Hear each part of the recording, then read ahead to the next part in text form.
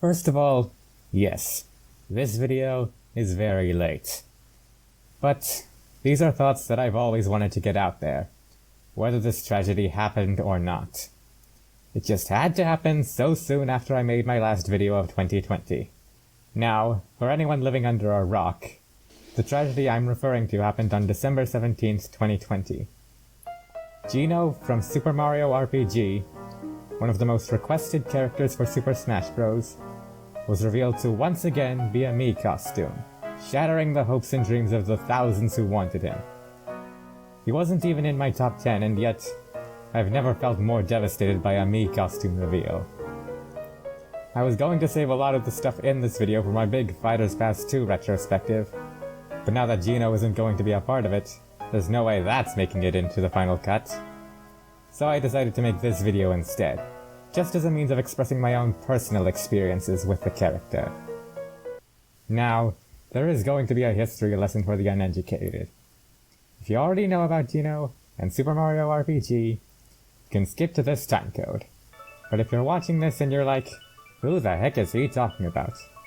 Well, sit back, relax, and let me tell you about Super Mario RPG Legend of the Seven Stars. The game starts out with the usual Mario story. Bowser kidnaps Princess Peach, and Mario has to save her. However, just when Bowser is bested once again, things take a drastic twist as a giant sword falls out of the sky, lands in Bowser's castle, scattering the group and the eponymous Seven Stars across the Mushroom Kingdom, bringing with it an army of living weapons who seek to conquer the world, the Smithy Gang. Mario then ventures across the Mushroom Kingdom to team up with Peach, a reluctant Bowser, and a few new friends, in hopes of finding the stars and vanquishing the Smithy Gang. One of these new friends is of course the subject of today's video, Geno. Geno, whose real name is unpronounceable, is a star spirit who serves what's only referred to as a higher authority, and provides Mario and the gang with the main reason for collecting the stars. You see, the inhabitants of the Mushroom Kingdom do the whole wishing upon a star shtick as a means of achieving their hopes and dreams. Things like wanting to start a family, wanting to be a better person, or hoping that a long-lost loved one finally comes home. However, in order for those wishes to be granted, the stars people wish on have to travel along what's called the Star Road. The 7 stars form the Star Road, and without it, all those wishes I just said will never happen. With this travesty in mind, Geno is sent down to aid Mario.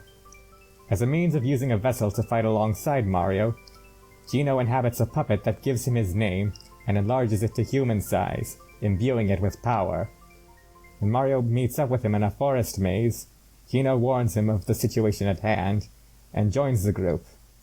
Geno was often a fan favorite among those who played the game, but with his vast array of stellar powers, he can turn his hands into star guns, shoot his fists at enemies, fire off his true form as a powerful explosion. Heck, one of his attacks can actually kill enemies instantly if timed right. It's no wonder so many people have been rooting for his inclusion in Smash for so long, even the game's director, Masahiro Sakurai himself. So, where is he?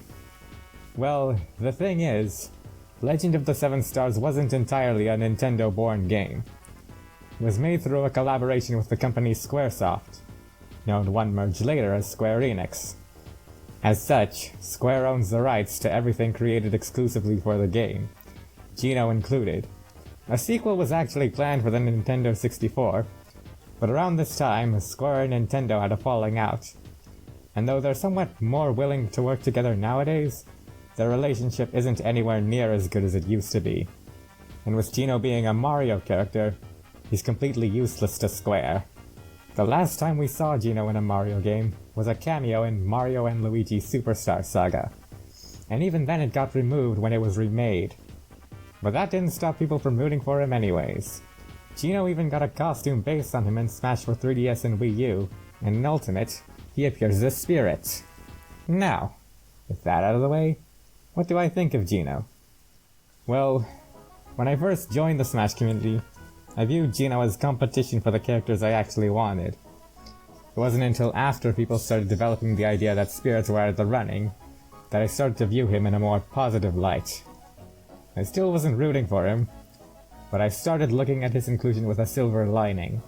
But the more I researched the character, the more I thought, hey, this guy's not so bad. But what I really liked about him was his status as a long-lost Mario character, and thinking about how the world would look if he was wholly owned by Nintendo. Remember how I said that a sequel to Super Mario RPG was planned?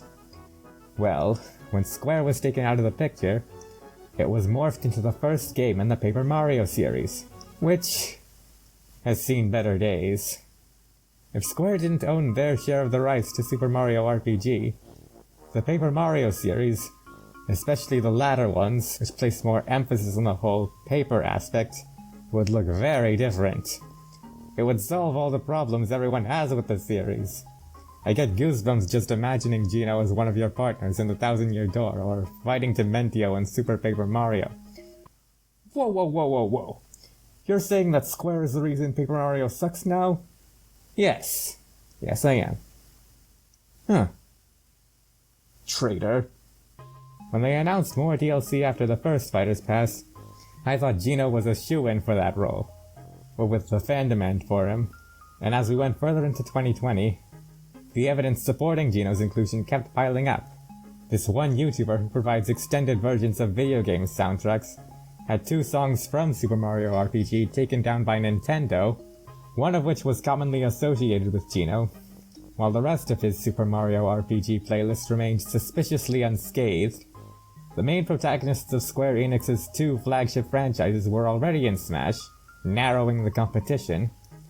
Min Min's reveal proved that spirits in the base game were eligible to become playable. Mario's 35th anniversary was happening in 2020, and for the first 7 waves of DLC Mii costumes, Geno was nowhere to be found. It felt like too much evidence for Geno not to be included, and I kind of enjoyed it. But alas, his luck eventually ran out. After the reveal of Sephiroth, another Square-owned character, many people started losing hope, but still wanted Geno's expected returning Mii costume to be upgraded into a character model a la Sans. But not even that happened. They didn't even acknowledge the fan demand. And seeing all my research amount to nothing actually hurt. So, what now? Well, as I said before, Geno was never in my top 10, but I can't help but feel like he seemed like a necessary inclusion for this game. He's one of the last long-running highly requested characters still waiting an invite. The only other characters with that status I can think of are Isaac and Waluigi. And even then, I think Geno is more popular than them, with popularity on par with Ridley, King K. Rool, and Banjo and Kazooie. He seemed like an integral piece of the puzzle that is Super Smash Bros. Ultimate. And this is coming from a guy whose most wanted character is Isaac.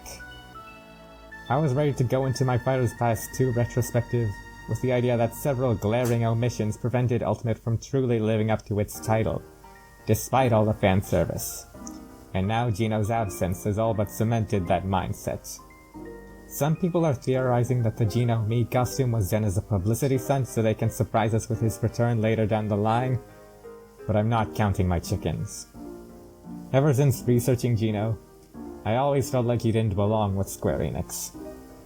That Mii costume reveal was all I needed to see. At this point, as long as Square owns the rights to him, the only thing that'll get Geno into Smash is a conveniently timed remake of Super Mario RPG. When will that ever happen? Come to think of it, this whole experience might have actually turned me into a Geno supporter. Geno was the only Square Enix character I cared about. After seeing how poorly Square has treated him, I no longer want him to remain in their hands. And in an ironic twist, the very thing that killed his chances actually made me want him even more. Not just as a Smash character, but as a Nintendo character. I want Geno in the mainline Mario games. I want him to play tennis with Waluigi. I want Geno in Mario Kart. I want there to be a weird Lego Geno figure.